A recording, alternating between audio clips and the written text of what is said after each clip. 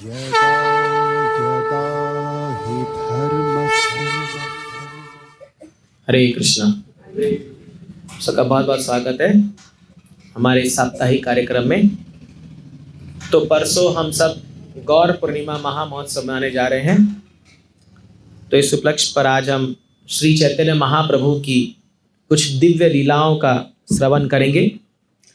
महाप्रभु की लीला बहुत अनंत है और कृष्णदास कविराज गोस्वामी बताते हैं, चैतन्य लीला करह विचार विचार पाइबे कृष्ण चित्त चमत्कार, कि हे मेरे श्रोतागणों, चैतन्य महाप्रभु लीला पर विचार करो। अगर केवल इस लीला को श्रवण करेंगे, विचार करेंगे, तो विचार करने से हमारे चित्त में चमत्कार हो जाएगा। तो अभी जो हमारा ये चित्त है ये दूषित है, ये काम क्रोध लोभ मोह मद मत्सर्य से दूषित है। और चैतन्य महाप्रभु लीला अगर सुनेंगे तो ये पवित्र हो जाएगा, एक चमत्कार हो जाएगा। तो इसलिए महाप्रभु की अनंत लीलाएं हैं, बट कुछ उनके बाल्यावस्था से लेकर के पूरे संन्यास तक मैं आपको कुछ स्पेसिफिक जो उनके बहुत ही प्रसिद्ध लीलाओं का कुछ हम वर्णन करेंगे। थोड़ा समय लग सकता है क्योंकि कथा लंबी बड़ी है और आज भगवान के संजोगवश कितना भी प्रयास किए लेट हो गया। ये हमारे हाथ में नहीं है। तो जो पहले निकला वो बाद में पहुंचा, जो बाद में निकले वो पहले पहुंच गए। तो ये सब भगवान की अपनी योजना होती है। एनीहाउ, तो चैतन्य महाप्रभु जो है, जैसा कि पता है, गौर पूर्णिमा पूर्णिमा के दिन, हालांकि पूर्णिमा था लेकिन ग्रहण लगा हुआ था। आज से केवल 534 साल पहले लगभग नदिया जिले में, मायापुर नाम जो आज फेमस है, वहाँ पर योगपीठ करके स्थान है, उसमें नीम के पेड़ के नीचे इनका जन्म हुआ था। और महाप्रभु ने वो स्थान वो समय इसलिए चुना क्योंकि नवद्वीप जो स्थान है वो स्वयं राधा रानी ने बनाया अपने हाथों से। जैसे वृंदावन राधा रानी के प्रसन्नता के लिए कृष्ण ने बनाया है, वैसे नवद्वीप राधा रानी ने कृष्ण के प्रसन्नता के लिए बनाया है। तो इसलिए वृंदावन और नवद्वीप में कोई अंतर नहीं है। तो इसलिए गौर मंडल जो है, गौर भूमि, जो आप जाओगे बंगाल से लगभग अभी 3.5 घंटा लगता है, 4-5 घंटा। तो वो जो गौर नवद्वीप, 9 द्वीपों का वो एक पूरा जो एरिया, एक आइलैंड है, वो द्वीप है, 9 द्वीप। और जो गंगा उसको 9 खंड में विभाजित करती है। तो ये जो नवद्वीप है ये कमल के फूल के समान है और ये राधा रानी ने स्पेशली कृष्ण को प्रसन्न करने के लिए बनाया था। और ये स्थान चुना चैतन्य महाप्रभु ने जन्म अपने अवतरित होने के लिए। तो इनके पिता श्री जगन्नाथ मिश्रा और माता सची माता, दोनों जो है वही यशोदा मैया और नंद महाराज के अवतरित रूप हैं। और दोनों जो है पहले जिस प्रकार देवकी को 6 कन्या होकर के 6 पुत्र हुए और फिर वो मारे गए कंस के द्वारा, उसी प्रकार इन दोनों को भी लगभग 8 कन्या हुई थी पहले, और 8 में से कोई भी नहीं बचा। विश्वरूप बलराम के ही अवतार थे और जो चैतन्य महाप्रभु या विश्वंभर इनका नाम था, ये थे कृष्ण के अवतार। और ये जो विश्वंभर थे, तो जब इनका जन्म हुआ एक नीम के पेड़ के नीचे इनका जन्म हुआ, बोल के इनका नाम पड़ा निमाई। तो निमाई नाम से बड़े प्रसिद्ध थे। और उस समय जब जन्म हुआ तो जो है सभी लोग, चंद्र ग्रहण लगा हुआ था, इसलिए गंगा के नदी में स्नान करते वक्त सब लोग हरे कृष्ण महामंत्र और हरि का नाम का उद्घोष कर रहे थे। तो महाप्रभु जब प्रकट ही हुए तभी उन्होंने बता दिया कि मेरा जन्म ही हुआ है नाम संकीर्तन के लिए। तो जब छोटे बाल्यकाल में थे तो इनको कांस्टेंट, इनको मतलब निरंतर इनको हरि नाम से रुचि थी। तो जब पास की सब सारी जो महिला आती थी, अगर वो लोग नाम जप करे तो ये चुप होते थे। जैसे ही नाम जब बंद किया ये क्या रोना शुरू कर देते थे। तो ये निमाई बचपन से, तो इसलिए निरंतर नाम जप चलता था। और इनफैक्ट जब ये छोटे थे तो सची माता जगन्नाथ मिश्रा को अपने घर में अदृश्य लोग दिखने लगे, मतलब दिखने द सेंस महसूस होने लगे। तो इवन देवी देवता लोग आकर के इनका दर्शन करने आते थे। ये निमाई का इतने सुंदर थे, इतने सुंदर, तप्त कांचन गौरांगी। जैसे कि मैंने बताया पिछले क्लास में कि ये राधा रानी का स्वरूप लेके आए हैं, स्वयं कृष्णा बट राधा रानी का रूप लेके आए हैं। तो इनका शरीर जो था वो पिघला हुआ सोने के समान, एकदम तप्त कांचन, हाँ, पिघला हुआ सोने के समान, एकदम ग्लोइंग, इतना जबरदस्त से आभा निकलता था कि पूछो मत। तो सची माता इनको देख करके इतना मुग्ध हो गई थी कि मतलब उनको ऐसा लगा कि इतना बड़ा सुख जो ये बालक जब जन्म हुआ, तो पूरे सची माता जगन्नाथ मिश्रा इनके प्रेम में पूरे माने पागल हो गए थे एक समान से, और केवल इनको निहारते रहते थे, इतने सुंदर थे ये निमाई। हाँ, आगे जाके भी आप देखोगे 7-7 फीट इनका हाइट था और एकदम लंबी चौड़े भुजाएं, अजानु लंबी तो कनक का, बहुत सुंदर शरीर था चैतन्य महाप्रभु का। तो जब जन्म हुआ तो उस समय अनेक अनेक घटनाएं घटी, अनेक अनेक, मैं सबका वर्णन नहीं कर पाऊंगा, मुझे बहुत याद आ रहा है सब लीला, लेकिन बोलूंगा तो मैं पूरा 11-12 बज जाएगा आज, तो इसलिए मैं परसों फिर से कथा करूंगा इसको, तो शायद जब हम करेंगे लंबा कथा पूरा पड़ेगा, मुझे बहुत सारी कथा बतानी है आपको, इसलिए थोड़ा संक्षेप में चलते हैं आगे। तो फिर क्या हुआ, थोड़ा सा बड़े हुए तो एक बार इनके घर में एक ब्राह्मण आया, और वो ब्राह्मण जो है वो इनका सत्कार किए और वो शालिग्राम की उपासना करता था। तो जैसी शालिग्राम को भोग लगाता था, बोलता था कि हाँ, नमो ब्रह्मणे देवाय गो ब्राह्मणिताय च जगताय कृष्णाय गोविंदाय नमो नमः, हे गोविंद, हे शालिग्राम को तथा भोग स्वीकार करो। तुरंत महाप्रभु आते थे, ये बच्चा बालक निमाई आकर खा जाता था भोग को, बोलता हाय हाय मेरा तो पूरा भोग नष्ट हो गया, क्योंकि इस ब्राह्मण का व्रत था कि खुद से कुकिंग करके भगवान को भोग ला के खाऊंगा। तो फिर ये चिल्लाया, अरे मेरा भोग नष्ट हो गया, ये बालक आके इसको कोई संभालो, पकड़ो। तो सच्ची माता आती थी, उसको पकड़ के लेकर रूम में बंद करती थी, बोलती थी अरे नटखट बालक चुपचाप क्यों नहीं बैठता। तो फिर वही हुआ, दूसरे बार भोग लगा बनाया, जैसे ही बोला नमो ब्रह्म देवाय गो ब्राह्मण, उधर से निमाई आया और ये आंख बंद किया हुआ है, वो बोला ए भगवान भोग स्वीकार करो, ये निमाई खा रहा है उधर, जैसे आंख खोले निमाई खा रहे, बोले हाय हाय मेरा भोग बर्बाद हो गया। तो फिर जगन्नाथ मिश्रा बोले इतना नटखट हो गया ये, इतना ज्यादा शरारती कर रहा है, उसको मारने के लिए दौड़े। तो बोला अरे मारो मत, बहुत सुंदर बालक है, मारो मत, इसको पकड़ के रखो। तो सची माता बोली अभी इसको रस्सी से बांध के रखूंगी। तो फिर गई, फिर ये भोग लगाए, फिर वही सेम हो गया। तो इस बार जब ये बोलने जा रहा था, चिल्लाने जा रहा था, तो निमाई बोले अरे ब्राह्मण मेरी क्या गलती है, बार बार मुझे बुला रहे हो खाने के लिए, जब आके खा रहा हूं तो तुम चिल्ला रहे हो। तो बोला क्या मतलब है। तो फिर निमाई इनको दिखाए अपना कृष्ण का रूप, अब बोले अरे तू जानता नहीं है मैं कौन हूं। ये तो पूरा आवाज करेगा, बोले अरे ये क्या हो रहा है। बोले अगर किसी को बताया तो यही तेरा राम नाम सत्य कर दूंगा, ये बात किसी को पता नहीं चलनी चाहिए। तो ये तो मतलब पूरा एक्सटेसी में आ गया, बोला अरे मेरा तो जीवन सफल हो गया कि मैं आप यहाँ लीला कर रहे हो। तो फिर बोला किसी को बताने का नहीं है ये, हाँ तुम अपनी जिंदगी भर तुम यही नवद्वीप में रहो, मेरी सेवा करते रहो, इस जन्म में तुम्हें भगवतधाम लेके जाऊंगा, लेकिन किसी को बताने का नहीं है। तो बचपन से ही निमाई जो है वो अपने दिव्य स्वरूप का दर्शन देते थे लोगों को, लेकिन बहुत कम लोग जानते थे। जिस प्रकार कृष्ण शरारती थे वैसे ये निमाई बड़े शरारती थे, बड़े शरारती। तो जैसे मान लो कोई गंगा में डूब करके अपना जनेऊ लेकर के गायत्री कर रहे हैं, तो नीचे जाकर के उनका वो खींच देते थे, धोती खींच देते थे, उनका जनेऊ खींच देते थे, बहुत परेशान करते थे बहुत। ये वहाँ की जो माताएं थी वो लोग जाकर के शिव जी को पूजा करते थे, तो जाकर के उनका भोग खा लेते थे, बोलते थे शिव जी को पूजा करो, किसके लिए।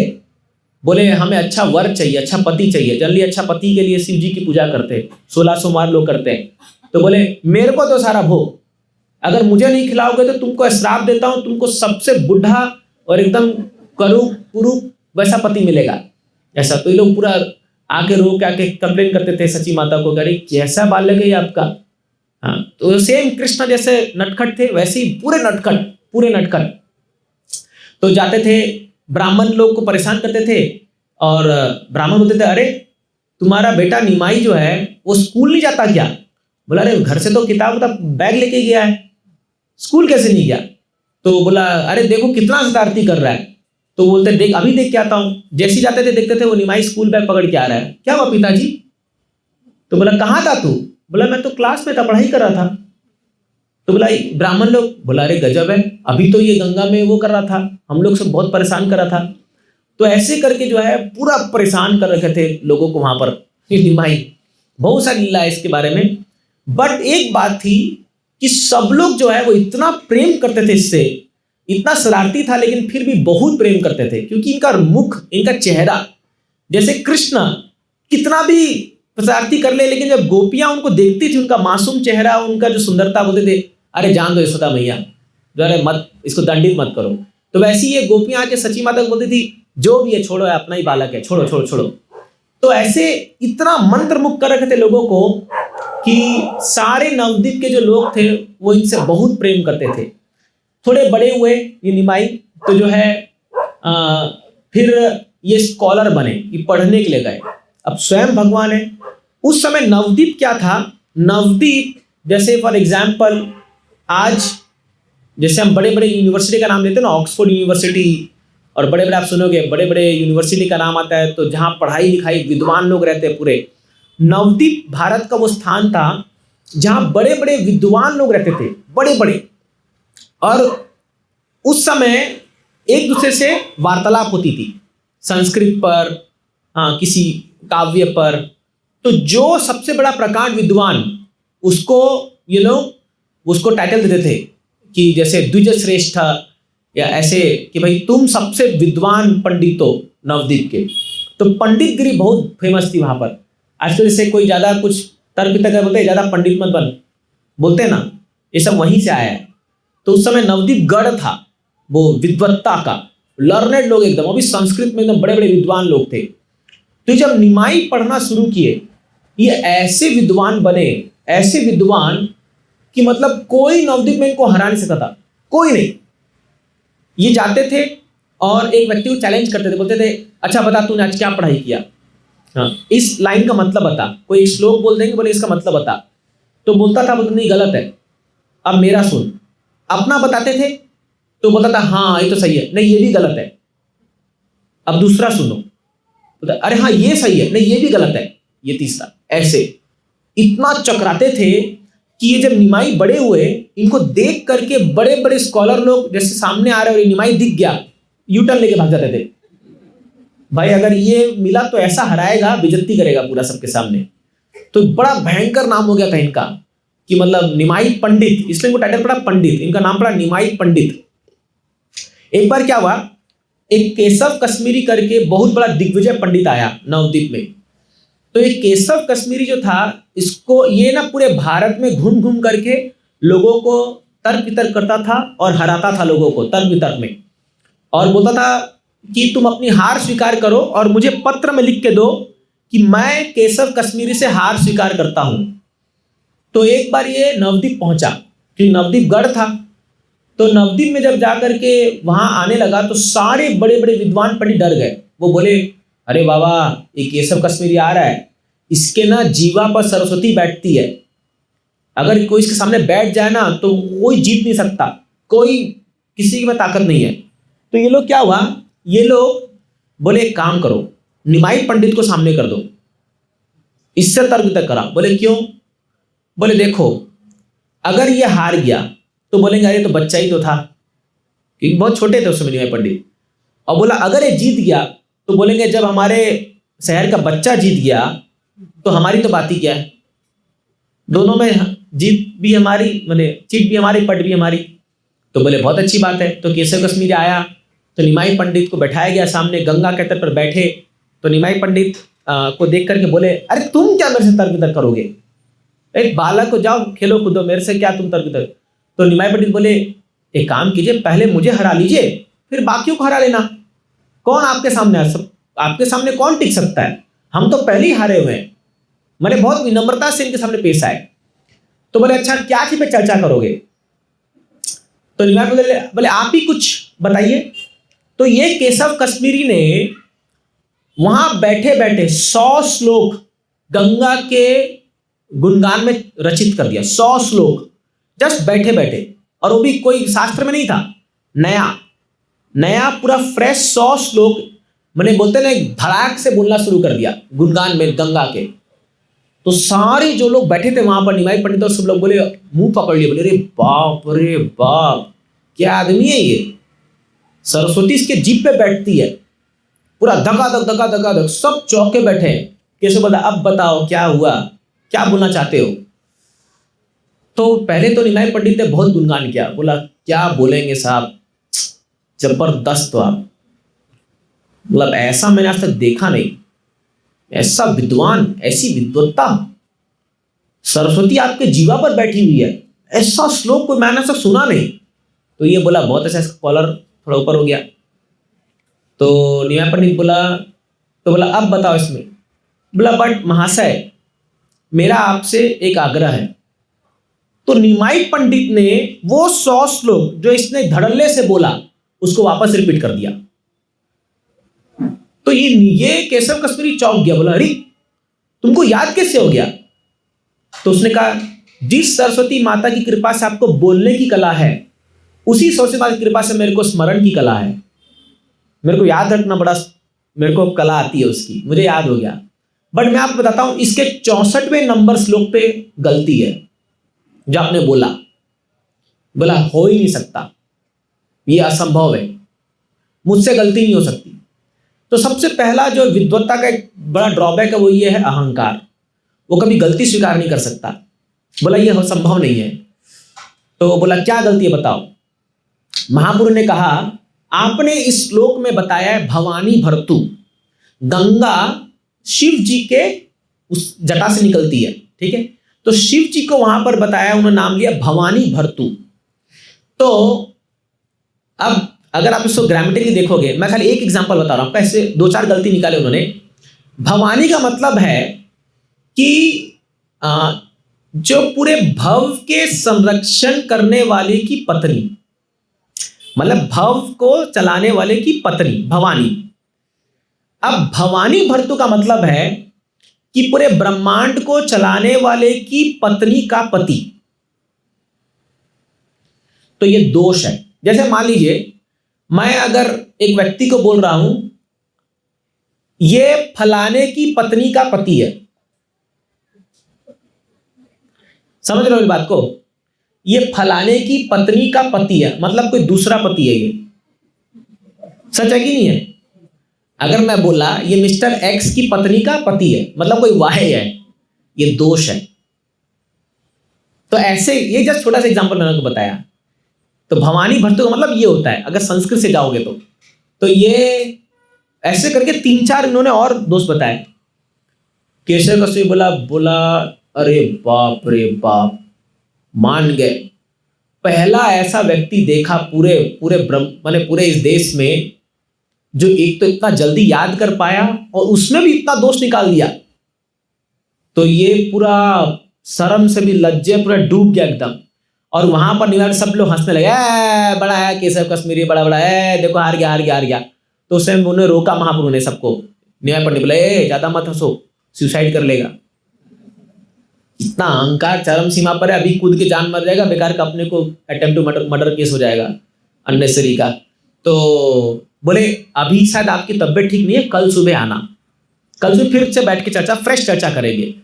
तो चला गया, रात को सरस्वती माँ को आह्वान कर रहा, पूजा कर रहा। बोले माँ आज तक कभी ऐसा हुआ नहीं कि कोई मेरे सामने टिक जाए, तुम्हारी इतनी कृपा मेरे पर, आज क्या हो गया, तुम कहाँ बैठी थी उस समय? बोले मूर्ख आदमी, जिसके सामने तुम बैठे थे ना वो मेरे स्वामी है, तुम मेरे को मेरे स्वामी के सामने हराओगे, मतलब उनके सामने मेरे को तुम दिखाओगे कि मैं कॉम्पीट करूं उनसे। बोले क्या बात कर रहे हो? बोले और क्या, तुम पहचाने नहीं कौन है वो? तो बोला मैं तो नहीं जाना। बोले अरे बाबा वो साक्षात कृष्ण है जो यहाँ अवतार है। नेक्स्ट दिन आके चरणों में गिरता है निवाय पंडित के, बोला अरे बाबा माफ करो और मुझे अपना शिष्य बना लो। तो सारा इसका जो है प्राइज खत्म हो जाता है। तो ऐसी विद्वत्ता की महाप्रभु की, निमाय पंडित की बहुत सारी लीलाएं आगे होती है, मैं डिटेल में नहीं जा रहा हूँ। फिर जो है आगे क्या हुआ, महाप्रभु ने अपना खुद का स्कूल खोल दिया, तो अपने जो वहाँ बच्चे आने लगे, पढ़ने लगे। इनफैक्ट महाप्रभु ने एक, मैं बार बार महाप्रभु बोल रहा हूँ, उस समय निमाय पंडित बोलते थे इनको, तो उनके स्कूल में उन्होंने अपनी एक खुद की किताब लिखी थी जिसको बोलते थे नामामृत व्याकरण। नामामृत व्याकरण में क्या था, कोई भी चीज पढ़ाते थे उसमें कृष्ण का नाम होता था, कोई भी चीज कृष्ण के अलग अलग नामों से वो पढ़ाते थे लोगों को, बच्चों को। बड़ा गजब था। आप ये मत सोचिए 500 साल पहले जो लोग, कई लोग बोलते हैं ना हिस्टोरियंस लोग कि लोग कम बुद्धिमान थे, लोग ये थे, अरे कुछ नहीं, अभी हम लोग का कुछ नहीं उनके सामने। जो जिस प्रकार से उन्होंने ग्रंथ की रचना की है ना, आपका दिमाग घूम जाएगा देख करके। इवन रूप गोस्वामी, जीव गोस्वामी, ये लोग ने, हमारे आचार्य लोग इतने बुद्धिमान थे कि अगर उनका एक ग्रंथ आप पढ़ लोगे तो आपको समझ में आएगा कि हम लोग का कुछ लेवल ही नहीं है उनके सामने। आज ये सब AI वही फेल हो जाएंगे उनके सामने। आजकल सब लोग AI से बना देते ना कुछ भी चीज टाइप करके, उनका बुद्धि उससे भी ऊपर चलता था, इतना जबरदस्त बनाते थे वो लोग श्लोक को। तो ये नामामृत व्याकरण बनाए थे। तो क्या था एक्चुअली, निमाई पंडित अभी तक अपना पूर्ण रूप से लीला प्रकाशित नहीं कर रहे थे। लेकिन जब धीरे धीरे क्या हुआ, इनका विवाह हो गया। तो पहला शादी इनका हुआ था लक्ष्मी प्रिया से और दूसरा हुआ विष्णु प्रिया से। लक्ष्मी प्रिया से जब इनका विवाह हुआ तो एक बार निमाई पंडित ढाका गए थे, बांग्लादेश, बंगाल से ज़्यादा दूर नहीं है, पास में था। वहाँ पर इनका एक कुछ सेमिनार देने गए थे ऐसे पढ़ाई के चक्कर में। तो उस समय तो कुछ मोबाइल फोन में कुछ कनेक्शन था नहीं। तो लक्ष्मी प्रिया इतना विरह फील करी, इतना विरह फील करी थी, मतलब महाप्रभु से उस समय, निमाई पंडित से, कि इसके प्राण ही छूट गए जस्ट विरह में। और जब महाप्रभु निमाई पंडित वहां से आते हैं तो ये जो सची माता, एक्चुअली उस समय जगन्नाथ मिश्रा भी जा चुके थे, तब तक जगन्नाथ मिश्रा का भी देहांत हो चुका था और विश्वरूप जो थे बड़ा भाई वो संन्यास ले चुका था। इसकी भी अलग कथा है। तो अभी एकमात्र जो सची माता के लिए जो पुत्र घर में जो जीवित था वो था निमाई पंडित, और उसकी पत्नी थी लक्ष्मी प्रिया। लक्ष्मी प्रिया के बारे में बोलते हैं साक्षात लक्ष्मी देवी थी, इतनी सुंदर और इतनी सुषमा, इतनी आज्ञाकारी कि सची माता इतना ज्यादा प्रेम करती थी दोनों से कि मतलब अपने पलकों में बिठा के रखती थी सची माता इन दोनों को, लक्ष्मी प्रिया और निमाई पंडित को। तो जब निमाई पंडित गए तो लक्ष्मी प्रिया इतना विरह फील करी, सेपरेशन फील करी थी अपने पति से, स्वयं भगवान से, कि ये खाना पीना बंद कर दी और ये जो है अपना प्राण त्याग दी। अब उधर वो बांग्लादेश में है, उधर से वो जब आए वापस तो दिग्विजय होके आए थे, पूरा ढोल नगाड़ा बजरंग का स्वागत हुआ नवद्वीप में, और सारे लोग नवद्वीप के लोग स्वागत कर रहे कि देखो आ गया निमाई पंडित, पूरे दुनिया में इनका ख्याति है, इतना बड़ा पंडित है। लेकिन पता ही नहीं कि घर में पत्नी जा चुकी है। जब घर लौटे तो सब गाना बजाना सब हो गया। उसके बाद ये जब गए, सची माता के मुंह में एकदम मुंह लटका हुआ उनका वो, तो वो पूछे माँ क्या हो गया, ये कैसे बताए? बोले निमाई मैं कुछ बोल ही नहीं पा रही और रोने लग गई एकदम। तो ये बोले मुझे पता है, भगवान है, स्वयं परमात्मा है। बोले देखो माँ, जो इस संसार में आया उसको जाना है, तुम चिंता मत करो, मैं हूं ना, तुम चिंता मत करो। तो सची माता को इतना आघात लगा। एक्चुअली आप देखोगे सची माँ जैसे देवकी बहुत सही थी भगवान के लिए, भगवान का माँ बाप बनना इतना आसान नहीं है, समझ रहे ना। तो बड़े बड़े सन्यासी लोग, इनके माँ बाप बनना इतना आसान नहीं होता है। तो बहुत सही है, सची माता पे तो एक अलग क्लास हो सकता है, बाप रे बाप क्या माँ थी वो। तो इतना दुख हुआ इनको कि, और उसके बाद से निमाई पंडित भी जो है वो एकदम शांत रहने लगे, मतलब ज़्यादा कुछ वो नहीं करना, ज़्यादा किसी से कुछ ऐसा हंसी मजाक कुछ नहीं। जो उनका जो बचपना का जो था वो सब खत्म हो चुका था, अब वो गंभीर होते जा रहे थे धीरे धीरे। तो एक बार वो श्राद्ध के लिए गए थे, गया अपने पिता के श्राद्ध के लिए गए थे, और वहां पर उनकी मुलाकात हुई ईश्वरपुरी से। ईश्वरपुरी ने उनको हरिनाम दीक्षा दिया और उनको ना ये हरे कृष्ण महामंत्र पे दीक्षित किया, हरे कृष्ण महामंत्र जप करो। बस वो दिन था जिस दिन दीक्षा मिली उनको। उसके बाद से महाप्रभु ने शुरू किया अपना लीला दिखाना, कौन है वास्तव में वो, और सदैव उनके मन में नाम जप हरे कृष्ण मंत्र का। जब वो गया से वापस आए अपने पिता का श्राद्ध करके, उनको और कुछ सूझता ही नहीं था, वो केवल कृष्णा कृष्णा, कृष्ण कहाँ है, कृष्ण कहाँ है, कृष्ण कहाँ है, वो पूरा उस भाव में चले गए एकदम। तो सब नवद्वीप वाले बोले अरे कहाँ गया इसका वो जो पहले वाद विवाद, तर्क वितर्क, लोगों को हराना, वो सब कुछ खत्म। अभी एकदम गंभीर बन गए, कोई फालतू की बातें नहीं, कोई इधर उधर की बातें नहीं। और सारे लोग, एक्चुअली बाकी लोग बहुत खुश हो रहे थे, अद्वैताचार्य, गदाधर पंडित जी बोले वाह श्रीवास ठाकुर अब शुरू हुआ, अब तो भक्ति का फैलाव होगा, अब भक्ति फैलेगी। क्योंकि ये लोग वही प्रार्थना कर रहे थे कि अरे भगवान तो आ गए लेकिन कुछ कर ही नहीं रहे, तो उसके बाद से जब प्रचार शुरू किया और फिर इन्होंने अपना संकीर्तन आंदोलन शुरू किया और स्टार्टिंग हुआ श्रीवास आंगन से। श्रीवास ठाकुर, आप जाओगे जस्ट 1 किलोमीटर दूरी पर हमारे इस्कॉन से श्रीवास आंगन आता है, उसमें दिन रात कीर्तन, दिन रात केवल संकीर्तन, और ऐसा कीर्तन करते थे, मतलब यकीन नहीं मानोगे आप, वो कीर्तन का जो वर्णन है शास्त्र में, महाप्रभु इस भाव में चलाते थे कि, और उस कीर्तन में कोई भी अलाउड नहीं था। महाप्रभु के नित्य पार्षद संगी को छोड़कर के कोई और अलाउ नहीं, किसी को अलाउ नहीं, केवल महाप्रभु के एकदम निकटतम पार्षद श्रीवास ठाकुर, अद्वैत आचार्य, गदाधर पंडित, मुरारी गुप्ता और शिवानंद सेन, ये सब जो एकदम शुद्ध भक्त, जिस कोई भी आदमी अगर किसी के अंदर शुद्ध भक्ति नहीं है वो वहां अलाउड नहीं था। तो जब महाप्रभु कीर्तन में नाचते थे और वो देखते थे, अगर उनको मान लो भाव नहीं आ रहा तो बोलते थे यहां कोई तो ऐसा व्यक्ति है जिसको नहीं होना चाहिए, जो शुद्ध भक्त नहीं है, यहां पर किसी के मन में भौतिक इच्छा है वो यहां पर मौजूद है, कौन है वो? तो सब बोलते थे महाप्रभु, शायद मैं हूं वो, मैं जा रहा हूं छोड़ के। बोले तुम चुप, तुम रहो, तुम प्योर ड्यूटी हो, तुम यहीं रहो, तुम मत जाओ। तो एक बार क्या हुआ, एक ब्रह्मचारी जो केवल दूध पी करके रहता था, दूध पी करके अपना जीविका करता था, तो समाव उधर वो श्रीवास ठाकुर को थोड़ा जुगाड़ लगा करके घुस गया घर में, और वो बोला कि महाप्रभु का मुझे कीर्तन देखना है, प्लीज मुझे खाली वो कीर्तन देखना दो, क्योंकि बाहर के लोग दरवाजा पटकते थे, हमको ले अंदर लो, हमको देखना है कैसे कीर्तन हो रहा है। कई लोग बोलते थे ये लोग कीर्तन के नाम पे बहुत उल्टा सीधा काम कर रहे हैं, मेरे को सब पता है। बहुत आलोचना, महाप्रभु कुछ कोई अलाउड नहीं है, ये प्रेम संकीर्तन है, ये रास लीला है। तो ये रास लीला, जैसे जब राधा कृष्ण रास लीला होती है तो कोई ऐरा गहरा व्यक्ति नहीं देख सकता वहां रास लीला में घुसने के लिए शिव जी भी नहीं अलाउड नहीं है, नारद भी अलाउड नहीं, ये लोग सब गोपी बन के जाते हैं। आप जाओ वृंदावन, गोपेश्वर महादेव है, नारद ऋषि भी गोपी बन के जाती है, नारदिया गोपी बन के जाती है, तो किसी को अलाउड नहीं है, केवल एक पुरुष कृष्ण, बाकी सब स्त्री। ये रासलीला भगवान का बहुत कॉन्फिडेंशियल है, बहुत गुह्यतम लीला है।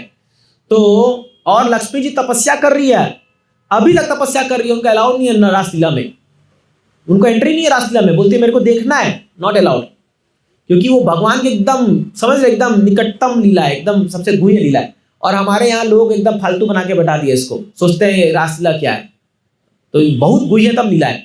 तो वही जो रासलीला है, गोलोकेरा प्रेमधन हरिनाम संकीर्तन, वही रासलीला को चैतन्य महाप्रभु इस धरती पर हरिनाम संकीर्तन में उतार दिए। जो लोग इस हरिनाम संकीर्तन को करेंगे साथ में आकर के, वो जो आनंद रासलीला में आता है वही आनंद नाम संकीर्तन में आएगा इस कलयुग में। सोचिए, ये महाप्रभु का देन है इस दुनिया को। तो सब लोग दरवाजा पीटते थे, तो ये जो दूध पीता ब्रह्मचारी, ये श्रीवास ठाकुर को बोला, श्रीवास ठाकुर कैसे भी करके मेरे को एक बार देखने दो महाप्रभु का लीला। बोले देखो भाई ये अलाउड नहीं है, तुम मत जाओ, महाप्रभु अगर जैसे पकड़ लिए ना भयंकर गुस्सा होंगे।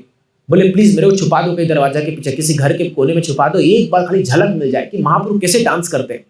और महाप्रभु जब डांस करते थे, वाह क्या एलिगेंट डांस, चैतन्य पढ़िए, महाप्रभु 7 फुट छलांग मारते थे, और जब धम से गिरते थे ऐसा लगता था गया, इनका हाथ पांव टूट जाएगा, तब पूरा दांत वात पूरे कर हो जाते थे महाप्रभु जब नाचते थे, क्योंकि वो नाम संकीर्तन में पूरा फुल आवेश में आ जाते थे वो लोग, जबरदस्त कीर्तन हो जाता। तो ये श्रीवास बोले देखो यार, तुम पता नहीं अब इतना मेरे से करो, लेकिन तुम तो एक ब्रह्मचारी हो और तुम्हारा तो कोई बहुत ही आसक्ति नहीं है, ठीक है काम करो, मेरे घर में छुप जाओ, और अभी शाम को 7 बजे कीर्तन शुरू होगा, तुम जो है चुपके से देखना, बाहर मत आना, नहीं तो मेरे को ही पड़ेगा, तुमको ही पड़ेगा। तो ये बोला हाँ, कीर्तन शुरू हुआ। महाप्रभु कीर्तन सुनते होते बोले मजा नहीं आ रहा, कोई तो है यहाँ पर, इसको नहीं होना चाहिए, कौन छुपा है बताओ यहाँ पर। अब श्रीवास बोले अरे यार फंस गए, पहले ही फंस गए, स्टार्ट हुआ नहीं, पहले ही महाप्रभु का चल गया। तो महाप्रभु बोला महाप्रभु माफ कीजिए, एक दूध पीता ब्रह्मचारी है, वो बहुत आग्रह कर रहा था, मैं अपने आप को रोक नहीं पाया, उसका सिंसियरिटी देख करके मैंने उसको छुपा रखा है। बोले बुलाओ उसको। तो उसको बुलाया गया सामने, वो हाथ जोड़ करके खड़ा हो गया महाप्रभु के सामने। महाप्रभु ने कहा तुम क्या सोचते हो, खाली दूध पी के जीने से, तपस्या करने से तुम कृष्ण प्राप्त कर जाओगे? तुम क्या इतना सस्ता समझे हो कृष्ण को? निकल जाओ यहां से। महाप्रभु से कहा। ये क्या किया, ये चुपचाप से हाथ जोड़ करके बोला महाप्रभु मैंने खाली आपको कीर्तन में देख लिया, ये मेरा जीवन धन्य हो गया। इसके मन में एक प्रकार का भी वो नहीं आया, रिबेलियस भाव नहीं आया, समझ रहे, मतलब प्रतिशोध नहीं आया, और चुपचाप अपने हृदय में महाप्रभु का रूप को लेकर के जाने लगा। महाप्रभु परमात्मा है, वो तो जानते हैं सब कुछ, और महाप्रभु उसको वापस बुलाए, बोले इधर आओ, क्योंकि श्रीवास ठाकुर ने तुमको परमिशन दिया है यहाँ आने के लिए, अब तुम मेरा कीर्तन देख सकते हो। और उनको वापस बुला करके पूरा फुल शो दिखाया, तो कीर्तन में भाग कर दिया। बोले कि देखो, केवल दूध पीने से या तपस्या करने से कोई मुझे प्राप्त नहीं कर सकता, जब तक मेरे शुद्ध भक्तों का कृपा प्राप्त नहीं होगा तब तक कोई मुझे प्राप्त नहीं कर सकता। तो फिर महाप्रभु ने उसको दिया। एक बार तो क्या हुआ, कीर्तन करते करते श्रीवास ठाकुर का खुद का बेटा, उसकी मृत्यु हो गई। कीर्तन के बीच में घर में मृत्यु हो गई, कीर्तन चल रहा है, अभी ये अंदर गए श्रीवास ठाकुर, सब उनको बुलाए, बोले आपका बेटा का मृत्यु हो गया। तो श्रीवास ठाकुर ने कहा देखो, कोई भी अगर रोया, अपने घर वालों को कहा, कोई भी अगर रोया और आवाज निकाला तो मैं अभी अपने गले में पत्थर बांध के सबको लेकर डूब जाऊंगा गंगा में, कोई रोना नहीं चाहिए। महाप्रभु का कीर्तन चल रहा है, उनके कीर्तन में कोई बाधा नहीं आनी चाहिए। इमेजिन कर सकते हो ये बात को, खुद का बेटा गया हुआ है और सब चुप रहे एकदम। अभी सोचिए, मर गया है बच्चा, रोए कैसे कोई रोकेगा, लेकिन चुप सब बैठे। और फिर कीर्तन चल रहा है, कीर्तन खत्म हो गया, पूरा 3 घंटा बीत गया, कीर्तन हो रहा है। उसके बाद महाप्रभु आए, बैठे, और फिर कोई बताया महाप्रभु को, महाप्रभु श्रीवास ठाकुर का बेटा चला गया। बोले क्या? बोले बताया क्यों नहीं किसने? बोले महाप्रभु आपका कीर्तन को डिस्टर्ब ना हो जाए, इसीलिए ये लोग बताए नहीं आपको। तब महाप्रभु गए, यहाँ लाश पड़ी हुई है, उसको बोला ए जीवात्मा उठ, उसको छुआ, वापस जिंदा होके आ गया। वो उठ के बैठ गया, बोला क्या तेरी इच्छा बता, संसार में रहना है कि जाना है? सोचो क्या भाग्य है भाई, शुद्ध भक्त का बेटा है ना। तो बोला नहीं, मेरा मन भर गया, मेरे को और यहाँ नहीं जाना, मेरे करोड़ जन्म माँ बाप हुए, महाप्रभु आपका स्पर्श मिला, आपका भी कीर्तन के बीच मेरा प्राण छूटा, मेरा गति प्राप्त करो। बोले जा, और उसको गति प्राप्त करा दिया महाप्रभु। ये तो क्या है, देखिए भक्त कौन है? भक्त वो होता है जो अपनी तकलीफ को सहते हुए भी भगवान की सेवा में बाधा नहीं बनने देता। समझ रहे आप? खुद को तकलीफ आ रही है लेकिन भगवान की सेवा चलनी चाहिए, ये एक्चुअल भक्ति का लक्षण है। ये नहीं कि अपने को थोड़ा सा प्रॉब्लम आ गया सब छोड़ छाड़ के बैठ गया, कुछ नहीं होगा, ऐसा नहीं है।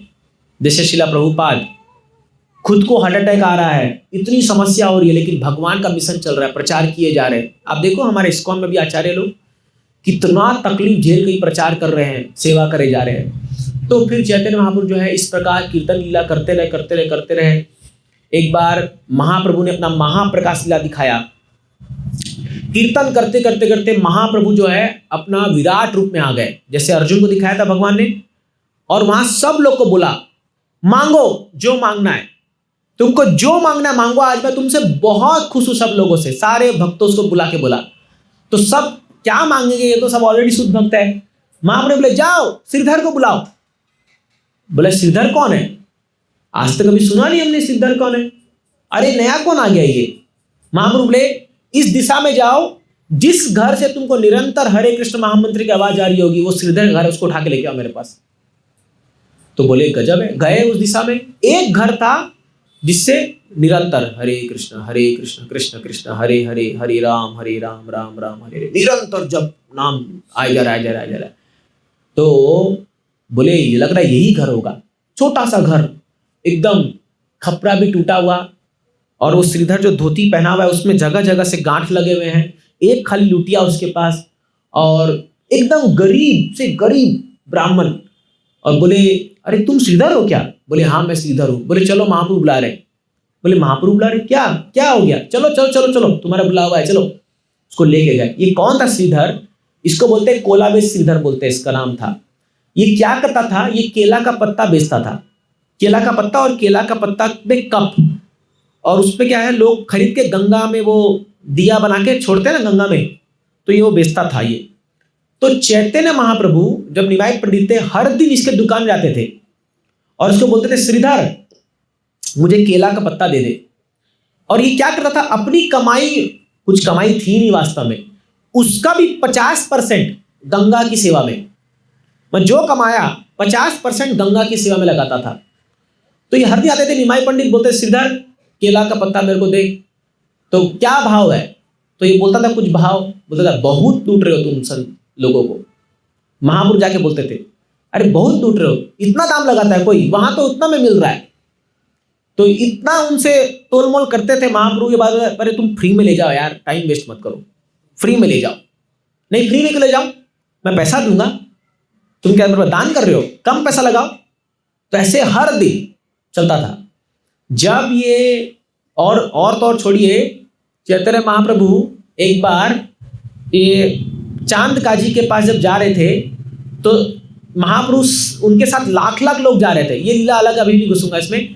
तो जब वो जा रहे थे तो महाप्रभु चुपके से इसके घर घुस गए, श्रीधर के घर। एकदम छपरा का छोटा सा घर, एकदम टूटा फूटा। एक ही लोटा था इसके पास, जिसमें वो पानी भी पीता था, जिससे वो कुकिंग करता था, जिससे वो शौच आदि सब एक ही लोटा से, वो भी टूटा फूटा एंगड़ा बैंगड़ा लोटा था।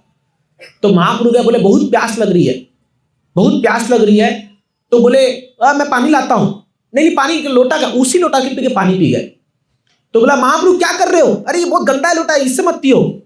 बोले आज मेरा देह शुद्ध हो गया तुम्हारे इस लोटा से पानी पी करके श्रीधर, क्योंकि तुम्हारा जल है इसमें। तो इस श्रीधर को जब बुलाए महाप्रभु अपने घर श्रीवास आंगन में, तो महाप्रभु बोले, अपने विराट रूप में महाप्रभु विराजमान है, और बोले श्रीधर मांगो, आज क्या मांगना है तुमको? अरे तुमको एक पूरा ब्रह्मा बना दूंगा, एक ब्रह्मांड का पूरा एक ब्रह्मांड तुमको दे दूंगा आज मैं।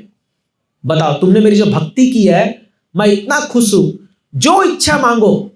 तुम दरिद्र तुम कभी नहीं बनोगे, अब से मैं सब खत्म कर दूंगा तुम्हारा दरिद्रता। ये क्या मांगा पता है आपको? ये बोलता है महाप्रभु, यदि आपकी कृपा है और आप चाहते हो मुझे कुछ देना, तो एक वर दो कि हर जन्म में मैं एक गरीब घर में जन्म लूं और मैं केला का पत्ता का व्यापार करूं, और हर जन्म में आप आके मुझसे तोलमोल करो इस केला का पत्ता का, यही मेरी इच्छा है। तो महाप्रभु बोले श्रीधर तुमसे बड़ा भक्त कौन होगा इस दुनिया में? समझ रहे आप? ये है भक्तों का इच्छा। ये नहीं भगवान को देख लिया, हाँ लाओ भैया 2 मर्सिडीज, 1 BMW, 5 BHK फ्लैट, सारा लिस्ट थमा दिया। नो, क्योंकि वो जो सुख है भगवान के साथ आदान प्रदान का, वो कहीं मिलता नहीं है। तो फिर एक बार क्या हुआ, चैतन्य महाप्रभु कीर्तन हो रहा था, श्रीवास ठाकुर को बोले, अरे यार श्रीवास तुम तो परिवार वाले हो, तुम तो गृहस्थ हो, तुम्हारा घर कैसे चलता है? तुम तो दिन रात मेरे साथ ही रहते हो। अरे हम लोग तो ठीक है, कुछ काम धंधा नहीं है, हम तो ऐसे ही घूमते रहते हैं, तुम तो दिन रात कीर्तन करते रहते हो, तुम्हारे बच्चे हैं, सब है, तुम खाना पीना कहाँ से आता है? बोला कभी सोचा ही नहीं इसके बारे में मैंने, अपने आप आता है। बोला अपने आप कैसे आ जाएगा? बोले महाप्रभु हम कीर्तन कर रहे हैं और आपने ही बोला है यज्ञ संकीर्तन परायजंती सुमेधसा, कि जो यज्ञ करेगा उसको सब मिलेगा, तो मेरे घर में सब आ रहा है। तो बोला ये आता कैसे? तो बोला कुछ नहीं, मुझे जो दरकार है मैं एक ताली बजाता हूं, आपका नाम लेता हूं, सब सामने आ जाता है। तो बोला गजब है। बोला अगर नहीं आया तो 2 ताली बजाऊंगा। बोला तभी भी नहीं आया। तो बोला अगर 3 बार ताली बजाने पर मेरे सामने कुछ नहीं आया, आज तक ऐसा हुआ नहीं है, लेकिन अगर नहीं आया तो मैं पूरे परिवार को लेकर गंगा में डूब के प्राण त्याग दूंगा, अगर ऐसा हुआ तो। तब महाप्रभु बोले अरे श्रीवास, यदि वो दिन आ जाए कि लक्ष्मी को उतर करके कटोरा लेके घूमना पड़ेगा सड़कों पे भीख मांगते हुए, लेकिन वो दिन कभी नहीं आएगा कि तेरे घर में कुछ कमी हो जाएगी, क्योंकि तेरे को इतना विश्वास है मुझ पर। तो इसलिए भक्तों को विश्वास होना चाहिए, अवश्य राखी बे कृष्ण विश्वास पालना। ये भक्ति के शरणागति का एक लक्षण है कि भगवान मेरा मेंटेन करेंगे, चाहे कैसे भी हो, कोई भी स्थिति आ जाए भगवान हमको पालेंगे। और आप करके देखिए, सच्चाई है ये। कोई 16 माला अगर ठीक से करेगा, 4 नियम पालन करेगा, 16 माला करेगा, गारंटीड है। आप ट्राई करके देख लो, आप कुछ मत करो, आपके सामने प्लेट आएगा प्रसाद का, गारंटीड है ये। करके देखो, ये विश्वास होना चाहिए भगवान पे, अपने आप आएगा। अभी देखो हमको 9 साल हो गया ज्वाइन किए फुल टाइम, एक पैसा कमाया नहीं, बट आज तक कहीं भूखे नहीं सोए। ये इतना तो गारंटी है, चाहे ट्रेन में जा रहे हो चाहे कहीं भी जा रहे हो, प्रसाद होता है, व्यवस्था होगा। आप देखोगे कुछ नहीं हुआ, मान लो ना ट्रेन में कोई ना कोई भक्त मिल जाएगा, प्रभु जी प्रसाद लेंगे, अरे वही तुम चाह रहे थे, लाओ लाओ लाओ लाओ। अपने आप होता है। ये भगवान पालन करते हैं, ये सच्चाई है।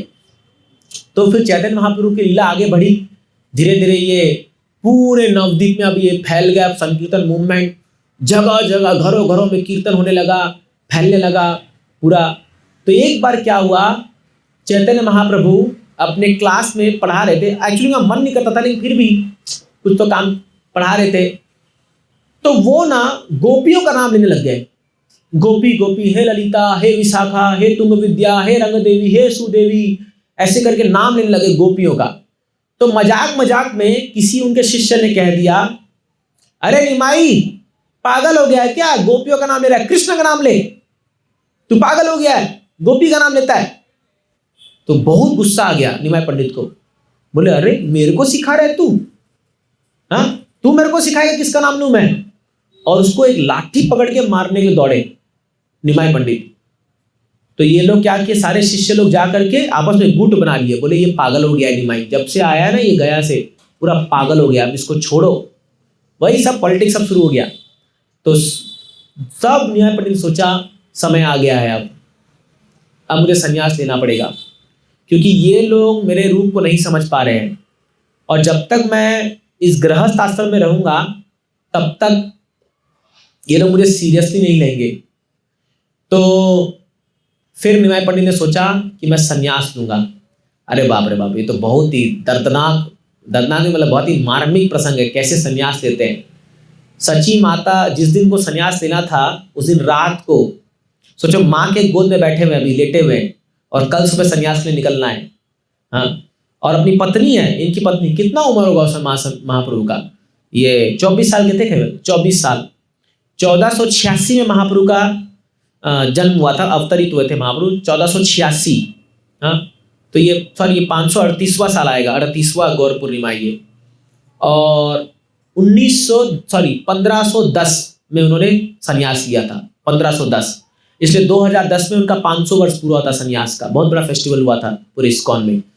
तो उस समय हाँ, महाप्रभु जो है रात को माँ के गोद में बैठे हुए हैं और जस्ट वार्तालाप चल रहा है, और सुबह सुबह इनके निकलना है। देखिए संन्यास कोई मजाक नहीं होता, एक बार गया तो वापस नहीं आ सकते, संन्यास बहुत रिजिड रूल था उस समय। तो क्यों महाप्रभु ने संन्यास लिया, कि महाप्रभु ने सोचा कि अगर मैं संन्यास ले लूंगा तो ये जो नवद्वीप के लोग हैं ये सन्यासी को रेस्पेक्ट करते हैं। उस समय संन्यास कोई लिया तो मतलब बहुत बड़ा रिस्पेक्ट था, तो कम से कम इस संन्यास के बहाने ये लोग मेरा सम्मान करेंगे, मतलब ये लोग मेरे को प्रणाम करेंगे, और क्योंकि ये लोग मेरे को प्रणाम करेंगे तो इनका उद्धार हो जाएगा। ये सोच करके महाप्रभु संन्यास का इन्होंने धारण कर लिया मन में, और सुबह सुबह निकल पड़े। कटवा करके एक स्थान है, वहीं आप जाओगे मायापुर से थोड़ा दूर जाकर 1-2 घंटा में। इतने सुंदर बाल थे महाप्रभु के, इतना सुंदर रूप था, इतना सुंदर, जब अजानुलंबित तो उनके हाथ बड़े बड़े, पाँव, इतना सुंदर शरीर। और महाप्रभु जो है वहाँ पर एक्चुअली जो नाई था, जो नाई महाप्रभु का बाल उतार रहा था संन्यास के समय, वो रोने लग गया। वो बोला मुझसे नहीं होगा, कौन ऐसे व्यक्ति का संन्यास, इसका बाल काटेगा, इसको शेव हेड करेगा। हाँ, वो बाल उतारे, वो बहुत सारे, जब नित्यानंद को खबर मिला, अद्वैताचार्य खबर मिला, सब बेहोश हो गए, बोले ये नहीं हो सकता, क्योंकि संन्यास के लिए तो जाना पड़ेगा सबको छोड़ करके। अब ये व्यक्ति नवद्वीप का पूरा समझे, जैसे कृष्ण वृंदावन के लिए एक पूरा आंखों का तारा, वैसे ये पूरा आंखों का तारा नवद्वीप का। और सोचिए सची माता और विष्णुप्रिया, इनकी दूसरी शादी हुई थी विष्णुप्रिया। तो इतनी सुंदर पत्नी, एकदम यंग 16 साल की पत्नी, और अकेली माँ और पत्नी दोनों को छोड़ करके ये संन्यास लेने जा रहे हैं। तो बहुत ही मार्मिक लीला है, मैं और डिटेल में नहीं घुस रहा हूँ, कैसे वो जाते घर छोड़ करके, सब रो देंगे अगर वो पढ़ोगे, चैतन्य भागवत में बहुत बढ़िया लिखा हुआ है कैसे वो जाते हैं, कैसे जब उसको साची माता को पता चलता है तो वो स्तब्ध हो जाती है, वो कुछ नहीं बोल पाती, वो सोचती है कि मैं क्या करूँ अब। मतलब मानना पड़ेगा सची माता का भी क्या आइडियल रोल है कि मैं क्या करूँ अब कौन है मेरे जीवन में, किसको बताऊं। तो कुछ एकदम पुतली समान हो जाती है वो कि क्या बोलूं। और वहां पर डिसीजन ले लिया कि मुझे संन्यास लेना है। तो संन्यास ले लेते हैं। संन्यास लेकर के जब सची माता से आखिरी बार मिलने आते हैं तो माँ कुछ बोल नहीं पाती है, तो ये बोलते हैं महाप्रभु, माँ मैंने तो अब एक काम कर दिया, मैं तो संन्यास अब ले लिया, लेकिन अगर आपकी इच्छा है तो मैं वापस से गृहस्थ में आ जाता हूँ। लेकिन अब इनको पता है कि माँ थोड़ी बोलेगी वापस आने के लिए, क्योंकि सोशल एक कस्टम है ना। तो माँ बोली, बेटा अब तू वापस आके क्या करेगा, बस मेरा एक शर्त मान ले कि तू तो बंगाल छोड़, तू तो नवद्वीप छोड़ के चला जाएगा, तू जगन्नाथपुरी में रह ले, जा करके ज़्यादा दूर मत जाना, पुरी में रह ले। क्योंकि हर साल बंगाल से रथ यात्रा के लिए लोग जाते थे पुरी, जो 4 महीना जो रथ यात्रा होता है, अभी जुलाई में आएगा, उसके लिए पुरी जाते थे। तो कम से कम तेरा खबर मेरे को रहेगा कि तू कहाँ पर है, ठीक से है कि नहीं है। पर ठीक है माँ, मैं तेरी इच्छा पूरी करूंगा। लेकिन उस समय महाप्रभु ने कहा था कि माँ, तो माँ बोली कि बेटा मैं जो तेरे लिए हर दिन पकवान बनाती थी, तो सची माता एक स्पेशल साग बनाती थी। महाप्रभु को साग बहुत पसंद था, बंगाल वाले साग बहुत पसंद करते हैं। तो बोली कि ये कौन खाएगा अब। तो बोली, माँ मैं तेरे को वचन देता हूं, तू हर दिन बनाना और मैं खुद आकर के तेरे हाथों से खाऊंगा ये भोग हर दिन। तो इसलिए महाप्रभु हर दिन, 3 ऐसा घर था जहां महाप्रभु हर दिन खाते थे भोजन, हर दिन। एक सची माता, एक राघव पंडित और एक किसी घर में महाप्रभु हर दिन भोजन खाते थे, हर दिन। तो फिर क्या हुआ, चैतन्य महाप्रभु जब संन्यास ले लिए, समय ऐसे बीतता जा रहा है, तो संन्यास लेके जगन्नाथपुरी का स्थान चूज किए। और वहां पर जब ये गए तो फिर इनको वृंदावन जाने की इच्छा हुई, बहुत तीव्र इच्छा हुई वृंदावन जाने की। तो पहली बार जब ये वृंदावन जाने लगे तो झारखंड के जंगल से होके जा रहे थे। तो महाप्रभु के इन्फ्लुएंस से, उनके प्रताप से, इवन वहां के जो हाथी, शेर और ये लोग जो बाघ लोग थे, ये सब लोग के अंदर बैर भाव खत्म होके ये लोग गले लगने लगे आपस में और एक दूसरे को चुम्बन करेंगे। सोचो, शेर और एक हिरन, कभी आज तक देखा गले लगाते हुए? झपट्टा मारते हुए देखा होगा टीवी में, बट ये लोग गले लगा के हरे कृष्णा कीर्तन कर रहे हैं। तो चैतन्य महाप्रभु ने जानवरों के अंदर भी कृष्ण प्रेम प्रकट कर दिया था, इतना इनका भाव था महाप्रभु का। और फिर महाप्रभु पहली बार जब वृंदावन के लिए चल पड़े तो इनको डाइवर्ट कर दिया, क्योंकि महाप्रभु कोई पेड़, कोई भी पहाड़ देखे बोले तो गोवर्धन है, कोई नदी देखे बोले यमुना, छलांग मार देते थे। इतना स्मरण था वृंदावन का कि कुछ भी देखे इनको वृंदावन याद आ रहा है, कुछ भी। कोई वृक्ष देख रहे हैं, काले रंग का, बोलते तमाल, अरे तो कृष्णा है, तमाल वृक्ष को गले लगते थे जाकर के। इतना भाव इनके अंदर आ गया था। और फिर क्या हुआ, चैतन्य महाप्रभु जो है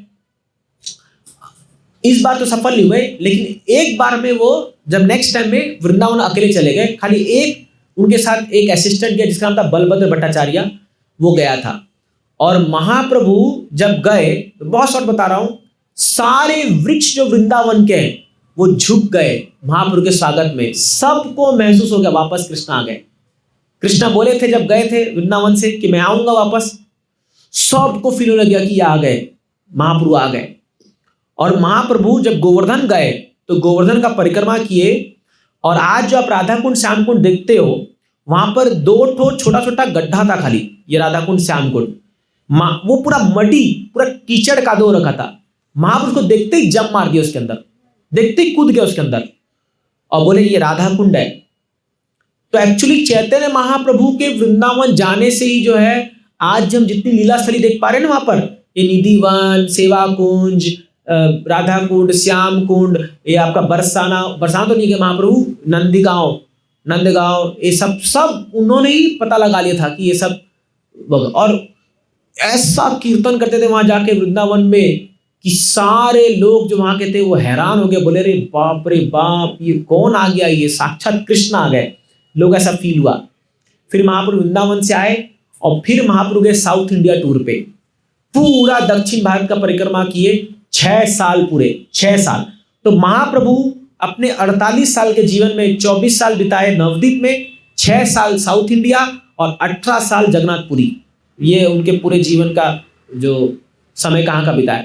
साउथ इंडिया महाप्रभु यहाँ से गए, पुरी से होते होते गोदावरी नदी के पास में, हाँ ये आपका श्रीरंगम में गए, वहां पर गोपाल भट्ट गोस्वामी का उद्धार किया, उनको आदेश दिया। फिर आगे जाकर के कन्याकुमारी, और वहां से होते थे महाप्रभु आए थे पंढरपुर भी चैतन्य महाप्रभु आए थे।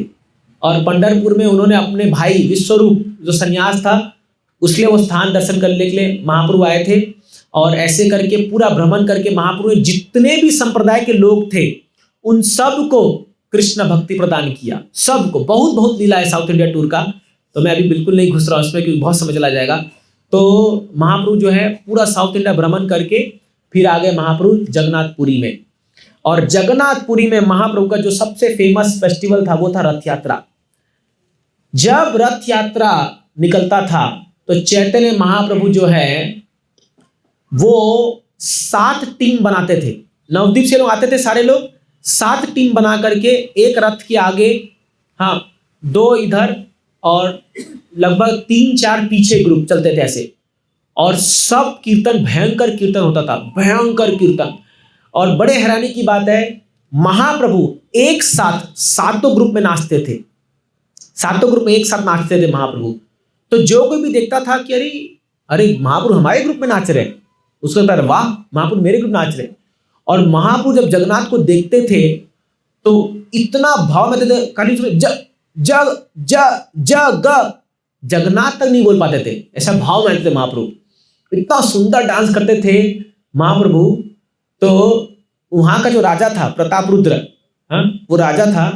तो महाप्रभु उस समय संन्यास आश्रम में थे तो किसी राजा से नहीं मिलते थे। बहुत प्रयास किया ये कि मेरे को महाप्रभु से मिला दो एक बार, प्लीज मेरे को महाप्रभु से मिला दो।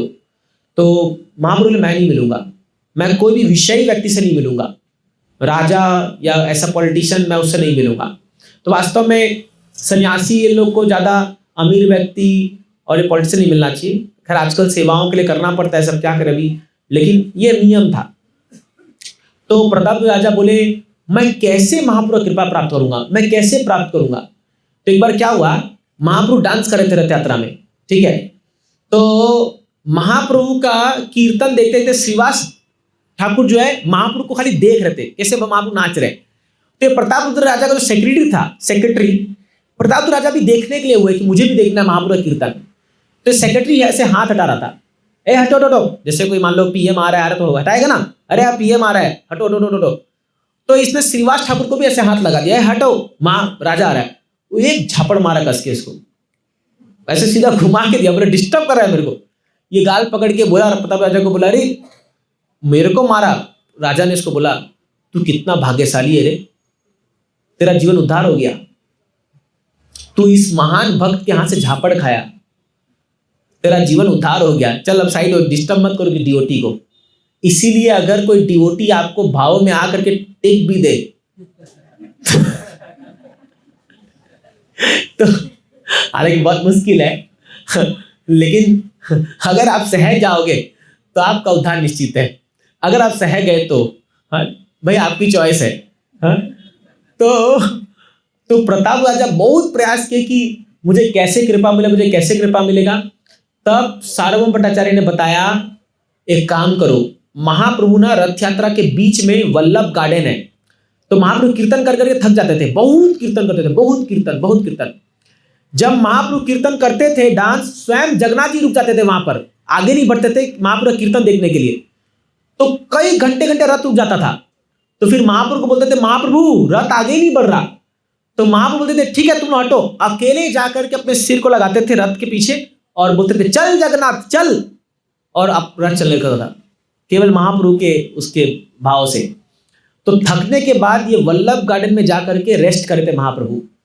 तब भट्टाचार्य ने कहा भाई सही मौका है, जाओ और महाप्रभु के सामने गोपी गीत गाओ, चुपचाप महाप्रभु को पंखा लगाते हुए गोपी गीत गाओ। तो इतने सुंदर स्वर में ये प्रताप राजा का बेचारा नहीं, एक एकदम मतलब एक भंगी भिखारी बन करके। एक्चुअली क्या हुआ आपको पता है, जगन्नाथपुरी में एक प्रथा है कि जब रथ निकलता है तो राजा आके झाड़ू मारता है।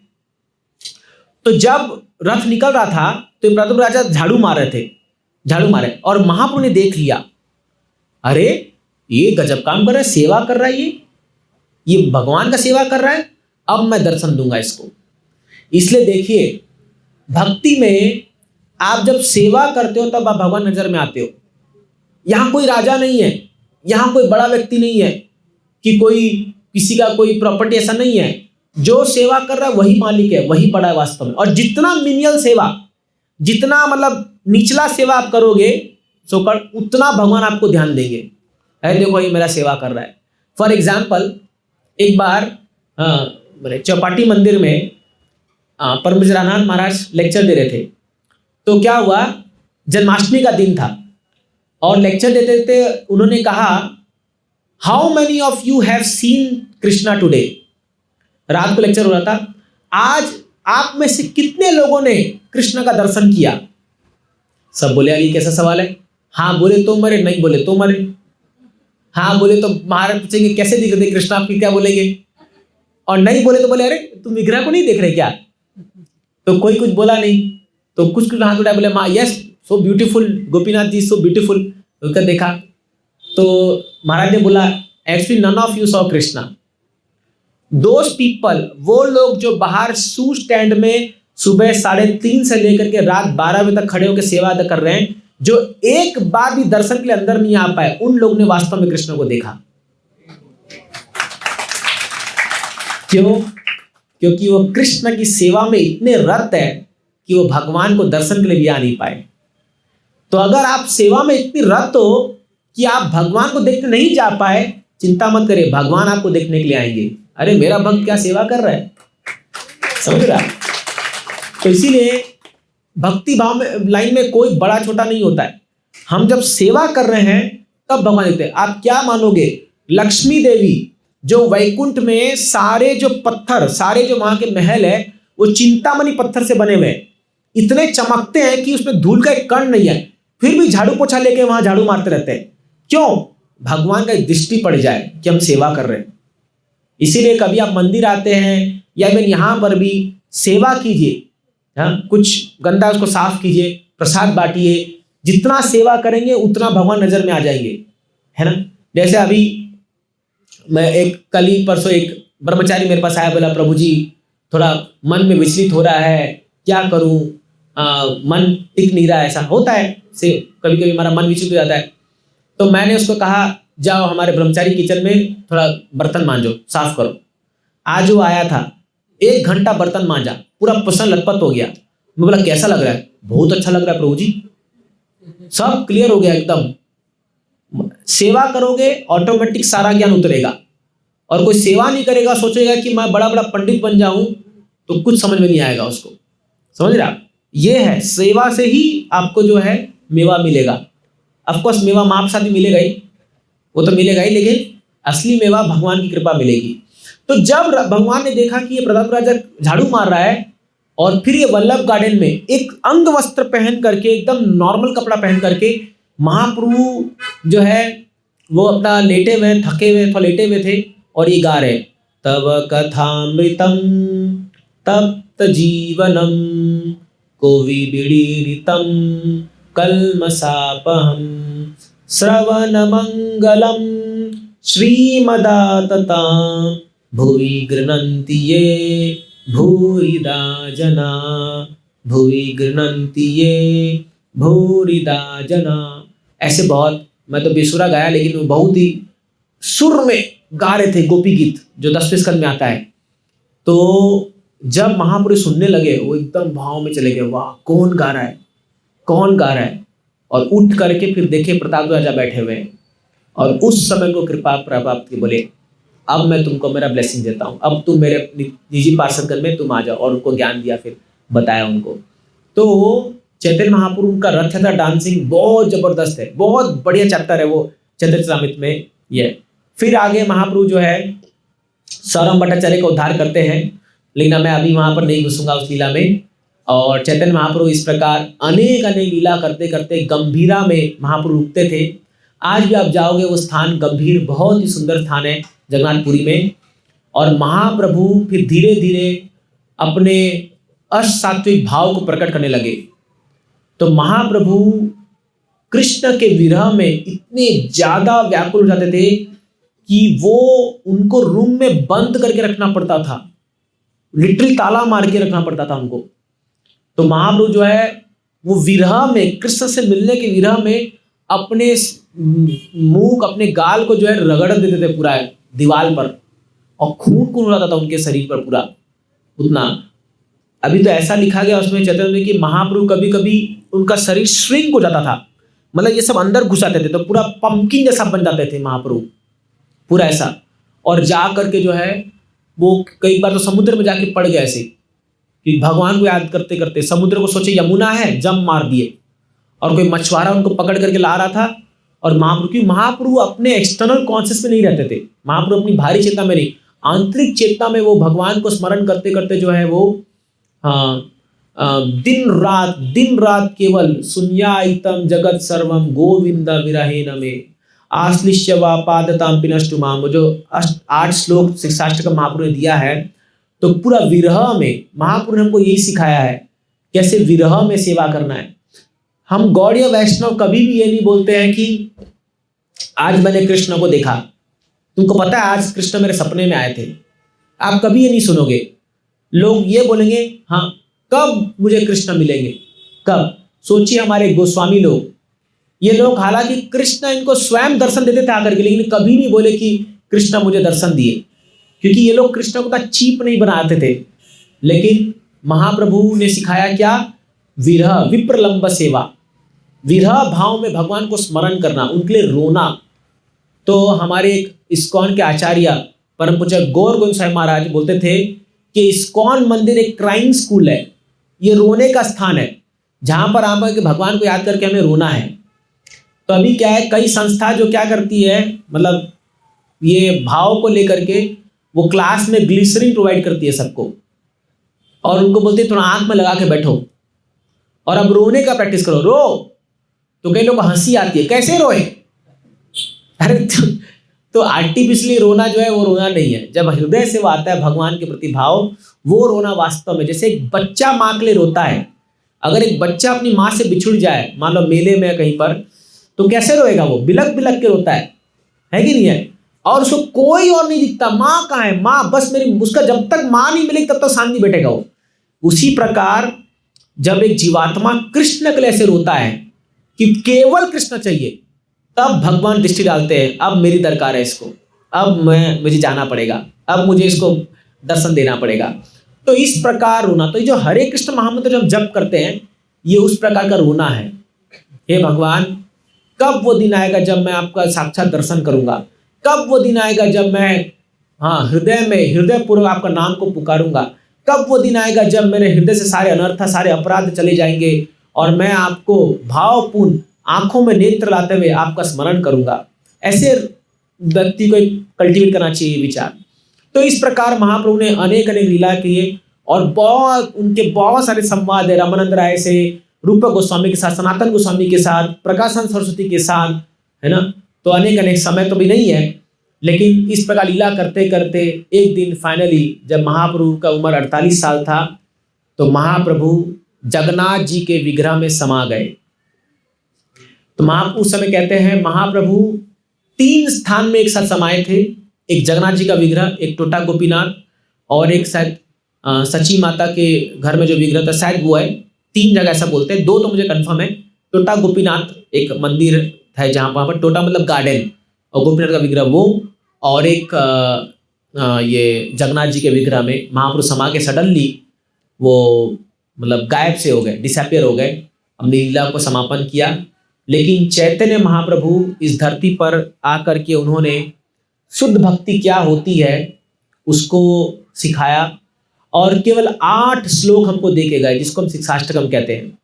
अद्यपि महाप्रभु इतने बड़े प्रकांड विद्वान थे, केवल 8 श्लोक, और उस 8 श्लोक में भक्ति का पूरा सार है, पूरा श्रद्धा से लेकर के प्रेम तक। जो भक्ति के 8 अंग होते हैं, 8 स्टेप्स होते हैं, वो पूरे 8 स्टेप्स उस शिक्षाष्टकम श्लोक में है। तो कभी मौका मिलेगा तो उस पर एक एक श्लोक पर चर्चा करेंगे हम लोग डिटेल जाएंगे।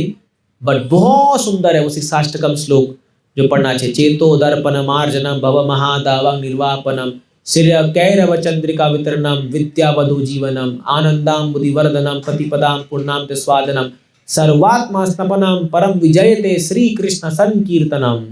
संकीर्तन आंदोलन का गुणगान करते हुए महाप्रभु पूरा 8 श्लोक में गुणगान करते हैं और चैतन्य महाप्रभु राधा कृष्ण की शुद्ध भक्ति को प्रदान कर चले गए। और उनके जाने के बाद उनके अनुयायी, उनके शिष्य षड गोस्वामी फिर आगे परंपरावश शिला प्रभुपाद जी की कृपा से आज हम लोग उनके बारे में जान पा रहे हैं। हमारा जीवन बहुत बहुत धन्य है कि हम लोग ऐसे समय में इस धरती पर जन्म लिए हैं जब ये भक्ति मूवमेंट एक पकड़ ले रहा है, आगे बढ़ रहा है। मैं बार बार ये कह रहा हूँ, हम लोग बड़े भाग्यशाली है। ये जीवन को अगर आपने सही से उपयोग कर लिया तो हम जीवन की वो लक्ष्य प्राप्त कर जाएंगे जो सतयुग में लाखों साल तपस्या करके भी नहीं मिल सकता आपको। डायरेक्ट कृष्ण का गोलोक वृंदावन धाम प्राप्त कर सकते हैं हम लोग महाप्रभु की कृपा से, क्योंकि डिस्काउंट ऑफर चल रहा है अभी भयंकर। 99% डिस्काउंट है, खाली 1% आपको पे करना है। सोचो, आपको बिलीव ही नहीं होगा, लेकिन ये सच है। तो इसीलिए इसका फायदा उठाइए, नाम जप कीजिए, भगवान की सेवा कीजिए। एक जन्म जो है, बहुत जन्म उल्टे पुल्टे काम में निकाल दिए। Let us give one life to Krishna. एक लाइफ कृष्णा को दे देते हैं, महाप्रभु की सेवा उनके जीवन में समर्पित कर देते हैं। चाहे गृहस्थ हो, चाहे ब्रह्मचारी हो, चाहे वानप्रस्थ, चाहे सन्यासी, फर्क नहीं पड़ता। किबा विप्र किबा नासी शूद्र के न नए, ये ना कृष्ण तत्ववेता सही गुरु है। महाप्रभु ने सिखाया ये चीज। कोई फर्क नहीं पड़ता, कोई गृहस्थ में, कोई ब्रह्मचारी, कोई सन्यासी, कोई वानप्रस्थ, लेकिन जो कृष्ण भक्ति करता है वो गुरु है। और महाप्रभु ने कहा, जारे देखो तारे कहो कृष्ण उपदेश, आमार आज्ञा गुरु है तारा ही देश। बोले जिसको देखो उसको बोलो कृष्ण का चर्चा करो, उसको बोलो कृष्ण का नाम जप करो। जिसको देखो, जारे देखो तारे कहो कृष्ण उपदेश। कृष्ण का उपदेश मतलब क्या है? भगवत गीता। उसका प्रचार करो और गुरु बन जाओ। आमार आज्ञा गुरु होई, मेरी आज्ञा से गुरु बनो, महाप्रभु बोल रहे हैं। तो पहले हमको खुद सीखना है। भारत भूमि ते मनुष्य जन्म होइलो जार, जन्म सार्थक करी कर पर उपकार। खासकर भारतवासी से कहा, अरे मूर्खो, तुम लोग का जन्म भारत भूमि में हुआ है, अमेरिका जाने का प्लान मत बनाओ, अपने जन्म को सार्थक करो। मूर्ख मतलब मुझको कह रहे हैं, आपको नहीं बोल रहा हूं मैं, हम जैसे लोगों को कह रहे हैं। अपने जन्म को सार्थक बनाओ, भक्ति सीखो और पूरे दुनिया को तार दो, क्योंकि पूरा दुनिया भारत की ओर देख रहा है कि ये देश हमको बचाएगा। और देख लेना, आने वाले 20-15 साल में आपको देखेगा सिचुएशन ऐसी बन रहा है कि वो दिन आएगा जब पूरा दुनिया भारत को देखेगा, यही देश बचाएगा पूरे दुनिया को। अगर तीसरा विश्व युद्ध कोई रोक सकता है तो केवल भारत है। देख लेना, ये दिन आएगा। तो इसीलिए क्यों आएगा? क्योंकि चैतन्य महाप्रभु की भविष्यवाणी है ये। तो इसीलिए आप देखिए, महाप्रभु ने कहा था कि एक दिन आएगा जब घर घर में मेरे नाम का प्रचार होगा। और भक्ति ठाकुर ने कहा था मायापुर में कि पूरे देश विदेश से लोग आएंगे और इस मायापुर में आकर के जय सचिनंदन गौर हरि का नाम गुंजन करे होगा यहाँ पर। और वो दिन आ गया, आपको जाने खुशी होगी। अभी 1 हफ्ते पहले हमारे मायापुर में नवद्वीप परिक्रमा में 18,000 लोग थे। 18,000 लोग, हाँ। और वो भी 6 ग्रुप, रसिया का अलग, इंटरनेशनल अलग, बंगाली का अलग, हिंदी अलग, ऐसे करके हर साल बढ़ते जा रहा है, बढ़ते जा रहा है, बढ़ते जा रहा है। और पूरा नवद्वीप का परिक्रमा किए, कितना कीर्तन कथा, सारे सन्यासी, सारे महाराज वहां पर आए थे। तो अलग ही दुनिया पूरा बस रही है वहां पर। तो इसीलिए क्या है, हमारा बड़ा सौभाग्य है कि हम लोग इस मूवमेंट में जुड़ रहे हैं। गंभीरता से जुड़िए, जानने का प्रयास कीजिए और लेट अस बिकम सीरियस। तो आप देखोगे हमारा जीवन बहुत सफलता की ओर आगे बढ़ जाएगा। तो इसलिए महाप्रभु की कथा मैंने बहुत संक्षेप में बताई। बहुत कुछ बोलने का मन करा था लेकिन समय बहुत कम था, तो 1 घंटा बोला बहुत मुश्किल है। बट स्टिल हम अलग लीला को और सुनते जाएंगे, कभी कभी एक एक लीला को पकड़े पूरा समझेंगे इसको। तो मैं यही विराम दूंगा अपनी वाणी को। हरे कृष्णा। श्री चैतन्य महाप्रभु की, श्री गौर पूर्णिमा महामहोत्सव की, श्रील प्रभुपाद की, ताई गौर प्रेमानंदे।